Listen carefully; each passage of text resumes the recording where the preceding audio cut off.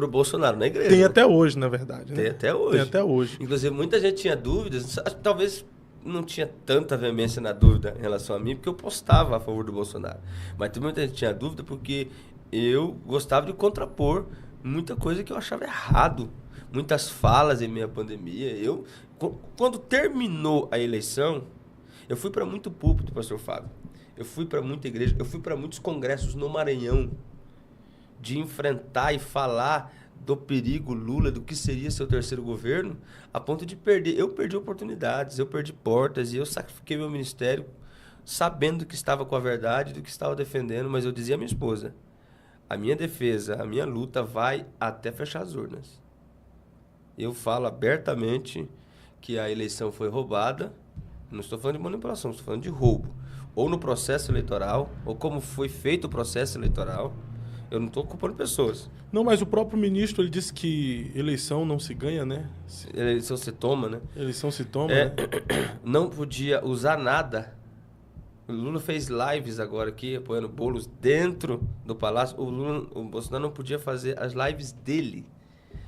Teve a interlocução, teve o problema das rádios. Enfim, não vou citar aqui os problemas, né? Todo o brasileiro conhece. Mas o processo em si foi roubado, adulterado. Eu não estou falando de urna, porque eu também não confio nela, mas eu não estou falando dela, porque ela deu vitória, deu derrota. Estou falando que o processo foi adulterado, foi roubado, sim. Mas não pode falar, mano. O Xandão daqui a pouco vai... Não, mas eu não tenho medo de Alexandre de Moraes. O canal é seu, né? O Xandão daqui a pouco vai te pegar, vai pegar o canal aqui. Você não pode falar isso não, pô. Escreve o que eu estou lhe dizendo.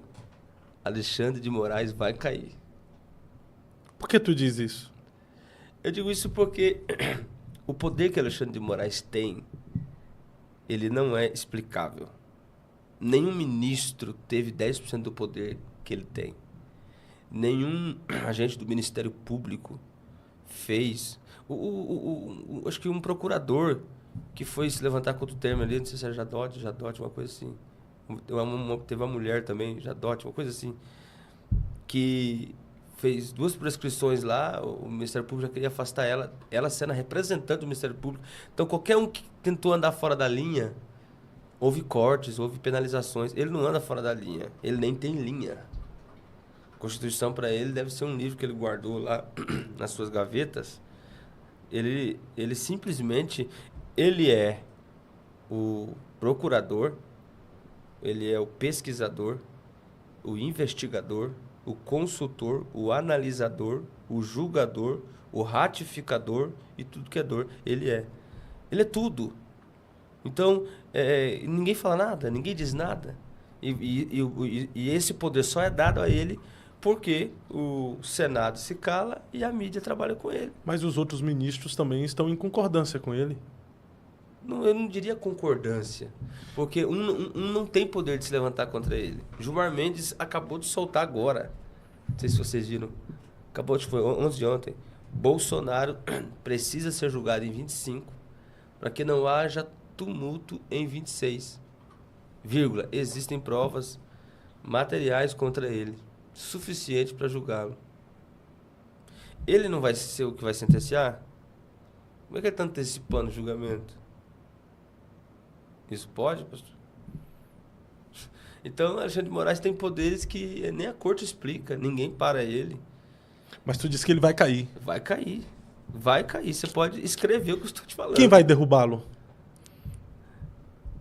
Se eu dissesse, por exemplo, Deus vai derrubar Alexandre de Moraes, eu poderia ser taxado como um ignorante.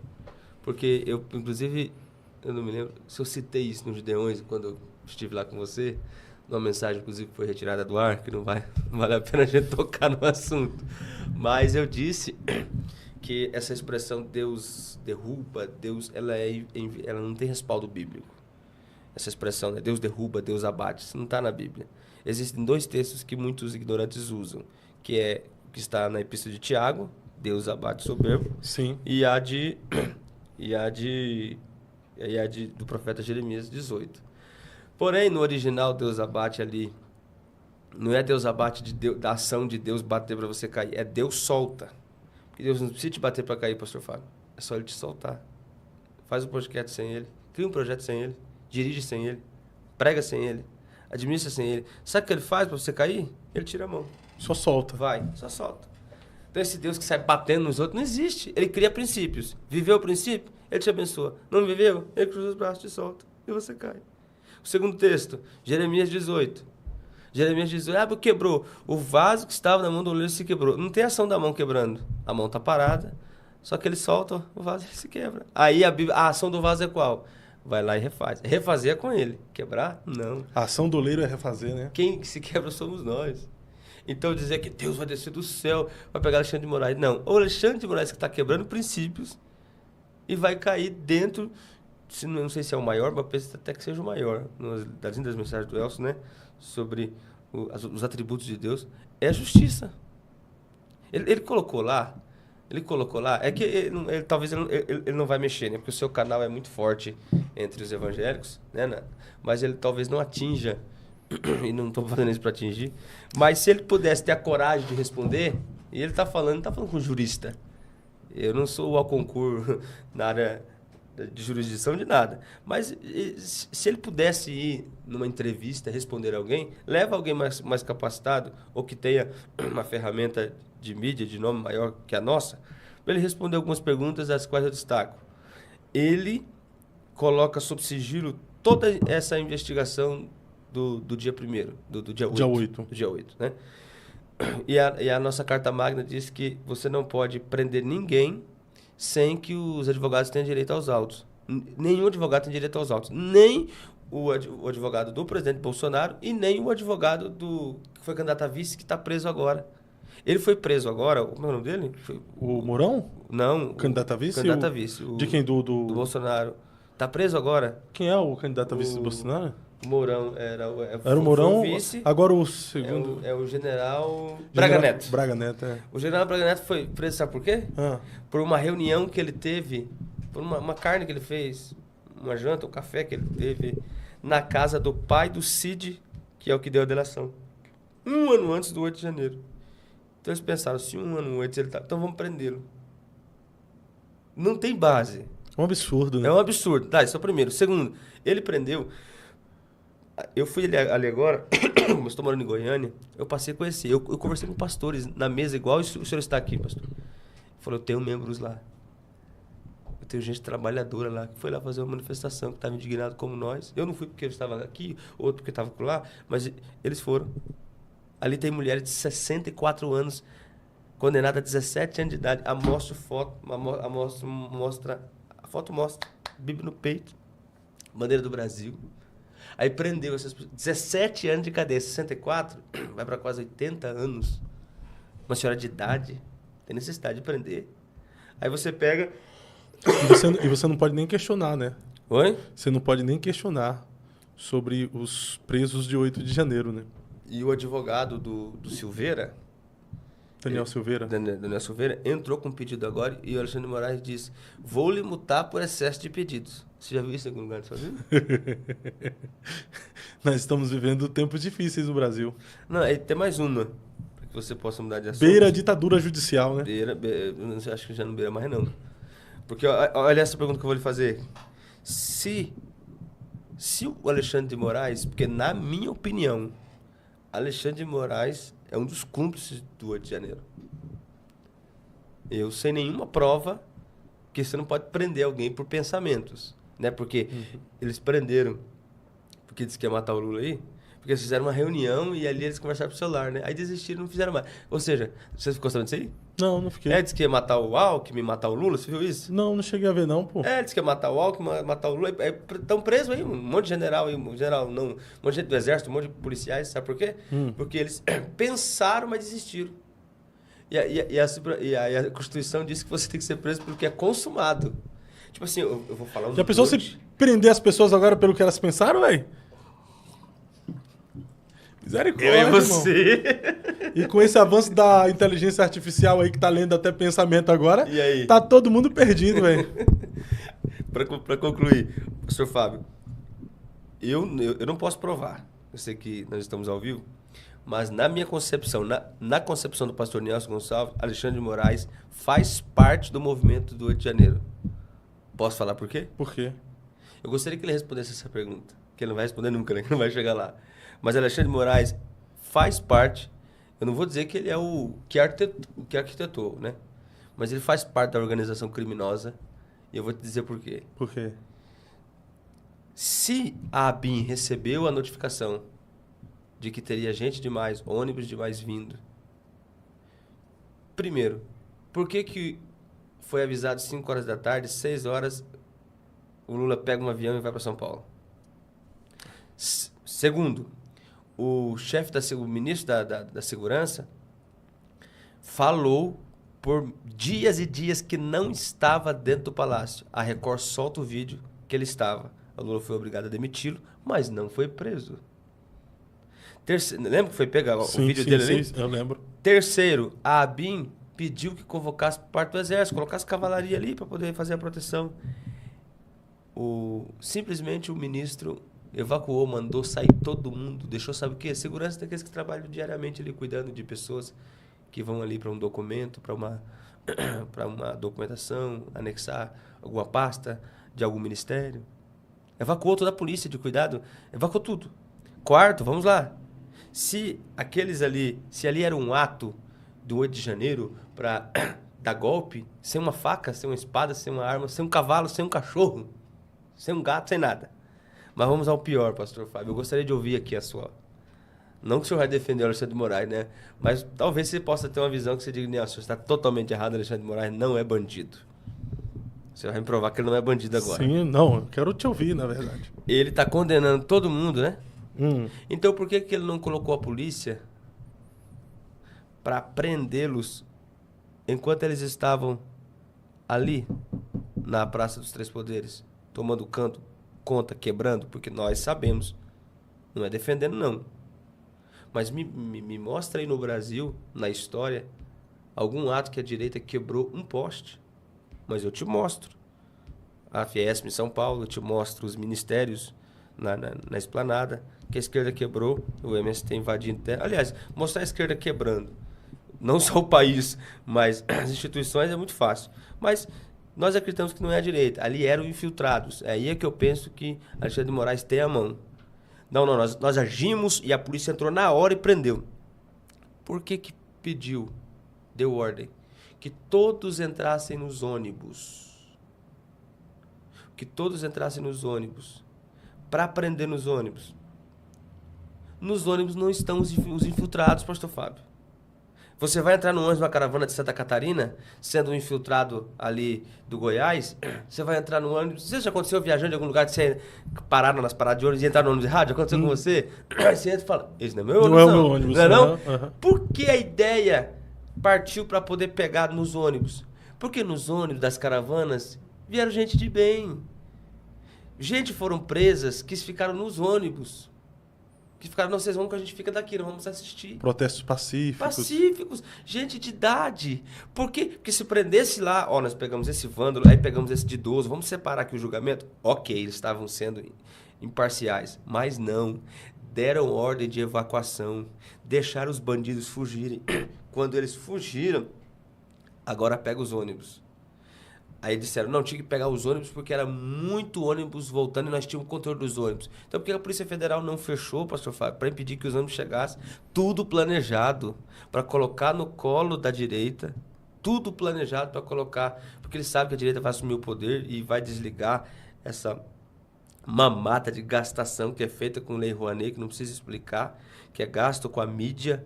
Para quem não sabe, o Lula pegou o país com 55 bilhões em janeiro. Já deve mais de 718 bilhões. Pegou o juro com 8 pontos, alguma coisa, já está em 13. Tá quebrado o país. Não, e outra coisa que é mais, ele pegou com 22 ministérios, ele está com 39. Ele ia fazer 43, o Haddad que carcou o pé, vai explodir. Então, eles sabem que o jeito deles mamarem... Como é que explica para mim? Como é que pode... A sua esposa, ela trabalha com imobiliária, né? Sim, ela é corretora. Tá, vamos supor que ela fosse mandar um abraço aqui para ela, gente da melhor qualidade. Inclusive, minha esposa está me assistindo, o pastor Brian de Portugal, o pastor Marcelo da Irlanda, tem gente assistindo aqui. Eu não tô parando de falar, não consigo mandar um abraço para eles. Mas, mandar um abraço para sua esposa. Sim. A sua esposa é advogada e você é ministro da Suprema Corte. Fábio Santos é ministro da Suprema Corte. Aí ela vai advogar para mim. E aí o juiz da primeira instância nega, o da segunda instância nega, chega na tua mão uma causa do pastor Nelson Gonçalves. A tua esposa é advogada. E aí? Você dá derrota para tua esposa? Claro que não, né? Nunca, jamais, né? Esses acertos de leniência que foram feitos da JBS, das empresas que a Lava Jato recolheu mais de 5 bilhões, estão sendo todas elas perdoadas. Inocentadas. Porque o nosso amigo Fux tem uma esposa abençoada, coisa de Deus, que tem um escritório. E aí pegaram o escritório dela, não sabiam. Claro, foram lá procurar o advogado, não sabia que ela era esposa. Coincidentemente. Depois foram descobrir, mas não dava mais para parar. Aí eu fui sem saber também que era esposa. Então, umas coisas assim que qualquer um país sério, minimamente sério, coerente, já teria resolvido. Por isso que eu te digo, Alexandre de Moraes vai cair. E não vai demorar. Não vai demorar. Você está sendo profeta como mensagem de Deus ou é só o profeta que conhece o cenário? Porque existe o profeta que recebe uma mensagem de Deus para profetizar. Exato. Existe aqueles profetas que, conhecendo o cenário, ele acaba sentenciando, prevendo o futuro, né? Não, Deus não me comunicou nada, até porque eu trabalho muito na comunicação de Deus pela palavra. Em casos esporádicos, Deus já me usou muitas vezes, várias vezes. Mas esse várias vezes aqui, eu acho que eu até exagerei, porque eu sou meio limitado nessa área. Mas pela palavra, tenho total confiança de profetizar à vontade. E é com ela que também eu me tomo por base para dizer para você que dentro do nosso contexto político, jurídico, cultural, Alexandre de Moraes não dura muito. Não vai durar muito. Porque eu lhe faço uma pergunta, pastor Fábio.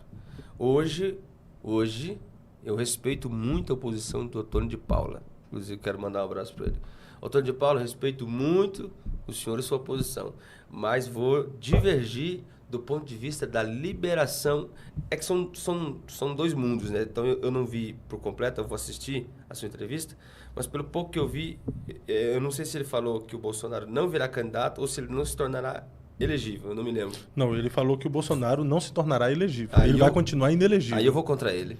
E é estranho ele saber, muito estranho ele saber, porque eu acho que ele tem ciência, porque o Bolsonaro tem votos para se tornar elegível. Por isso que ele está tranquilo. Por isso que ele não trabalha com o nome. Por duas razões. É claro que são situações diferentes, porque o STF tirou o Lula da cadeia para ser o presidente. Não tirou para ser candidato, tirou para ser o presidente. Você não tira um cara da cadeia para ser o presidente. Você poderia tirá-lo da cadeia e falar, agora você fica aí que nós vamos te julgar, resolver o teu problema, pelo menos moralmente ao país, mas não. Tiraram para fazê-lo presidente. Então, mas vamos do ponto de vista jurídico, vamos fingir que isso aí não é fictício, vamos supor que é vida real mesmo, que não é. Vamos supor que no viés jurídico, Lula trilhou o caminho certo e na última hora conseguiu. Bolsonaro também pode conseguir, mas nós não vamos por esse caminho. Vamos pelo caminho lógico. Foram 5-2. O placar que condenou o Bolsonaro pelo encontro com os embaixadores foi 5-2. Né? Desses 7 ministros, eu estou falando de TSE. Desses 7 ministros, 3 não estão lá mais. 3, Lula. Que é Alexandre de Moraes era o presidente na época da eleição, ele não faz parte mais do TSE. Aquele missão dada, missão cumprida, Benedito não sei do que, foi o que tornou o Bolsonaro inelegível. Ele foi o relator. Ele não faz parte mais, já aposentou. E um branquinho lá, que é Jaime não sei do que, ele também já saiu. E entraram, que a indicação é do próximo presidente, né? Agora quem vai fazer é o Lula pro próximo, mas entrou os dois do Bolsonaro. Cássio Nunes. Então, o presidente do ano que vem vai ser Cássio Nunes. E entrou o outro lá, o André. Terrivelmente. Então, em votos, o Bolsonaro já virou no TSE. Eles em si, eu não posso falar muito, mas eu estive com a senadora Damares. Eu fui junto com o pastor Darcileno ali, fazer um convite a ela, né, para um evento da Matego. E numa conversa ali que tivemos, eu colhi algumas informações, das quais me sinto em dificuldade de passar para frente. Mas eu lhe digo que eles já sabem da quantidade de votos. Não precisa nem ter informações privilegiadas. É só acompanhar o tribunal, né, do TSE, que em votos o Bolsonaro tem e vai ser elegível. A questão não está... Por isso que eu queria assistir para saber se ele falou elegível ou disputar a eleição, que são coisas diferentes. Elegível. Elegível ele vai ficar. Por isso que ele está seguro, ele vai ficar. Ele tem votos para ficar. Porque hoje no Brasil não é razão, não é matéria se é ou não, é ter votos. TSE, você não se ganha por certo ou errado. Você ganha se o cara tem voto a favor dele. Sim. Não tem justiça ali mais. E ele tem votos para isso. A questão é que o que acontece hoje no país, e vocês dominam isso, é só acompanhar as redes sociais que a TV não mostra. O Marco Sérgio entrou lá e conseguiu uma vitória. Aí o Fábio Santos entra via STF e derruba. O que vai acontecer? O TSE vai torná-lo elegível. E ele vai lançar a candidatura. Lançou a candidatura, eu vou dar até o nome do partido. Pessoal, vai entrar no STF para poder derrubar a decisão do TSE. Aí vai caber o Bolsonaro mobilizar, porque não prenderam ele, porque o Bolsonaro e o Silas mobilizou o povo na rua. Sim. Aí o STF já estava pronto, tinha até matéria de 15 dias, já estava pronto para prendê-lo. Então, se o Bolsonaro... Na verdade, foi até o pastor Silas que mobilizou, né? Sim, o pastor Silas fez a mobilização. Isso. Se a mobilização do pastor Silas não tivesse sido feita, ele teria sido preso. Que prendeu todo mundo. Então, vai caber o Bolsonaro fazer uma mobilização daquele tamanho para mandar uma mensagem para o STF. O quê? Não intervenha na decisão que é competência do TSE. O TSE me tornou inelegível e eu não fui até vocês. Que o Bolsonaro não recorreu ao Supremo Corte, porque já sabia das mudanças que aconteceria. Então, agora o TSE é um órgão independente. Se vocês... Porque o STF, ele não está nem aí para órgão nenhum, né? O Congresso faz uma coisa lá, eles derrubam. Então, ele não está nem aí mais, né?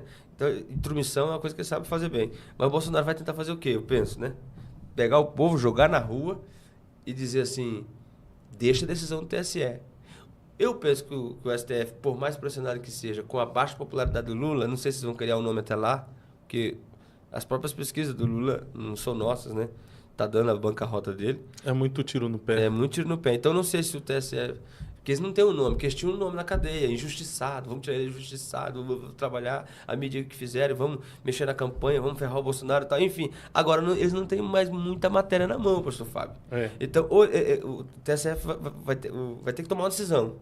A gente peita tudo, enfrenta tudo e vamos caçá-lo e vamos deixar a eleição rolar sem ele. Mas daí o povo pode cercar aquilo lá, o povo pode se indignar, não deixar a eleição acontecer, vai virar uma Venezuela. Ou o Bolsonaro pode, ou ele pode, os ministros podem dizer, quer saber? Já viemos até onde deu, já cometemos arbitrariedade até onde deu, vamos deixar rolar.